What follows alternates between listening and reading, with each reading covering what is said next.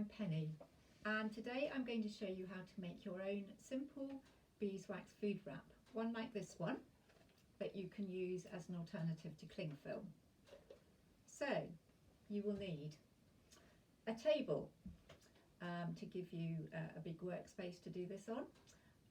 You'll need to find yourself a blanket or some thick pad that you can put on the table because you're going to be using an iron, and that will stop you damaging the table. Then you need to cover that with either a sheet like this one, which I got from the charity shop, or a towel, an old towel, which you don't mind if it gets some wax spilt on it. So then you'll need an iron, and you need to set your iron to about the temperature, about a cotton setting, between the sort of wool and the cotton setting. And you'll need 2 pieces of baking parchment, cut the same size. You might need more depending on how big you want to make your wrap. I'll put one out of the way at the moment. And then of course you need your beeswax pellets.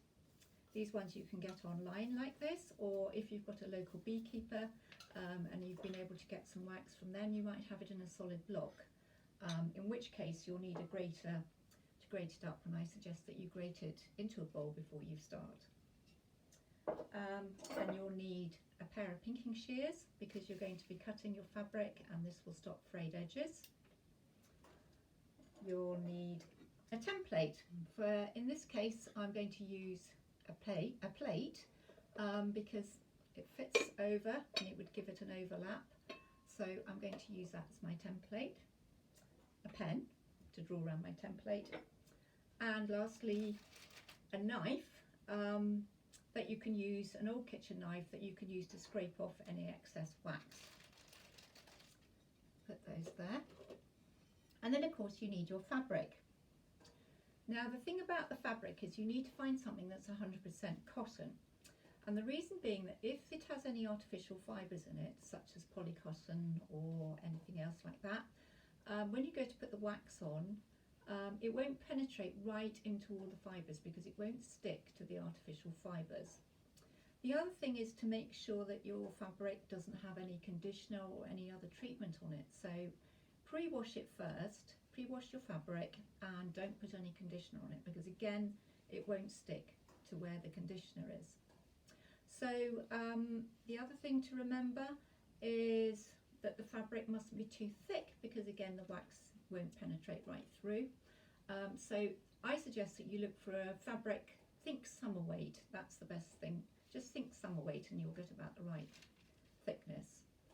And the other thing is, if you've not done this before, I would suggest that you don't use too dark a fabric because it's easier to see on the light fabrics where you've put your wax. So to start with, draw around your fabric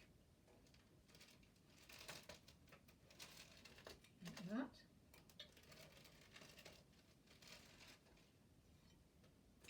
And then you'll need to cut it out. Rather than doing that, I've actually got one that I've already cut out because it'll take ages.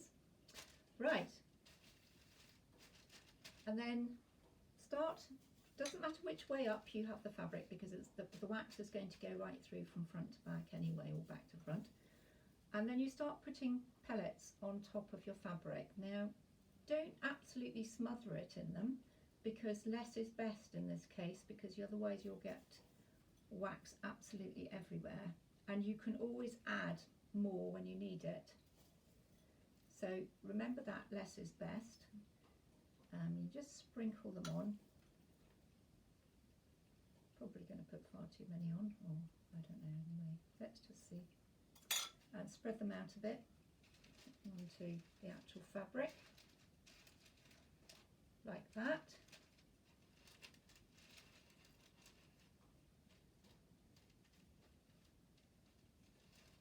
There you go. And then you get your top piece of parchment, place it over so you're making a sandwich. Let's put those out the way. Then you take your iron, and basically from the middle you just start to melt the wax and spread it around your fabric. Now the good thing about this as well, once you start to melt your wax, the paper becomes a bit translucent, so you can actually start to see where you're spreading it. And just keep doing that with the heat. Keep spreading it until it's all melted.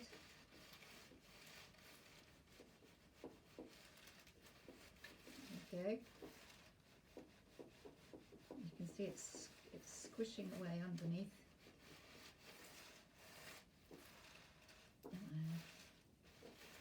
Just about done, I think. And then before it dries off, peel it away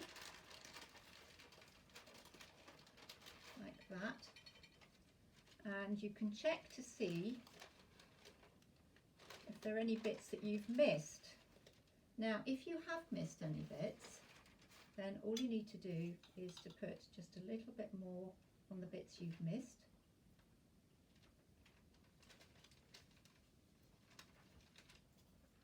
Like that. Often it's the edges actually that don't get it quite. And then you just put your paper back on and just carry on doing it again.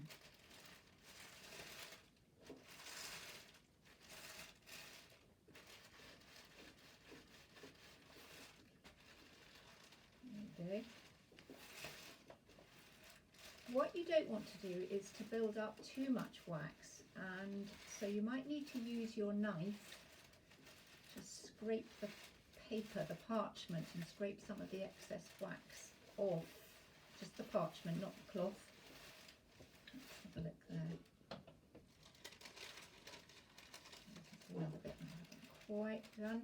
Like that. Put it off, and that looks about right. Over there. So yes, so the knife, when this is dry, you can just scrape this off into your bowl and you can reuse it, which is great. So before this is completely dried, you peel it off like that, and it sets. Just give it a bit of a wave to set it, like that, and that will dry off. And what I'm going to do is I'm just going to peg it to my hanger here. You could use a clothes airer to drape it over if you want, but just to completely harden off. So that's it, really. It's that simple. And from that you can also get a bit adventurous. So they can be used for all sorts of things. You can wrap things in, like you can make a wrap like that, and you can wrap things up and make a wee parcel that can go in the fridge. You can have tops like this, and you can make bags and things, which I'll show you in just a minute. So to clean them, what you need to do is you get some very mild detergent, so mild washing up liquid or washing soap, and you'll put some on it and either use a cloth or your fingers and wipe it all over thoroughly on both sides, and then you rinse it under cold or cool running water to wash away any debris. And it's really important that you don't use any hot water for this, because if you do, then you'll melt your wax, which you don't want to do. So that's how you clean it, and then you just air dry it before you put it away. Now if your wrap starts to lose a bit of its pliability when it goes round there, or it looks a bit patchy, then all you need to do is get your baking parchment out again, put some more wax on, and then just iron away, and then you just reinvigorate it. So wraps are great for wrapping all sorts of foods in, a variety of foods for both the fridge and the freezer. However, they're not recommended for wrapping up meats, baby foods, fish, or foods from the vulnerable, as they can't be washed in very hot water, so you can't guarantee that they're bug free, as it were. but they are great for everything else, fruits and veg and cheese, things like that. They're great for bread, and if you're feeling really adventurous, you can make them into bags. If I can find the entrance, like this. So that would be for some bread. You can make them into other types of bags. This one's quite simple, really. It's just taking your basic rectangular wrap, and just folding it over like that, cutting out a piece on one side so you create a flap, and then just stitching. I use natural hemp thread, just stitched, over stitched like that with natural hemp thread, which therefore is food friendly, and you just then fasten it. I've put a little bit of a bamboo button on there and a bit of hemp string to tie it. So you can make them like that, or you can make some little gift bags, maybe for Christmas or something like that. Same kind of principle, just made from a basic wrap that's been stitched over again. So you don't need to stitch one side, you just stitch two sides there, and then I've made holes in it with a hole punch afterwards, and then I've just threaded ribbon through the holes. So you can do that. The good thing about when you stitch this is you'd use a big needle, and it goes like a dream through the waxed thread, through the waxed cloth rather. It just goes straight through, so it's really easy to do. So that's a couple of other things. And then lastly, just to show you, if you feel really adventurous, you can even make yourself a little sandwich bag, little lunch bag.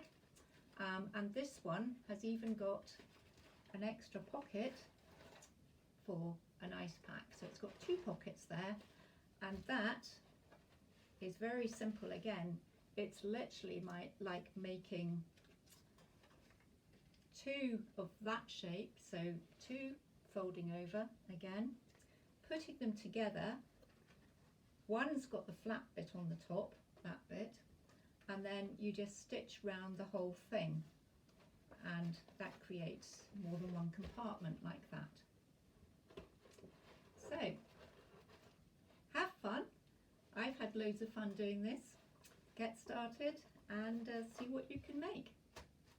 Thank you.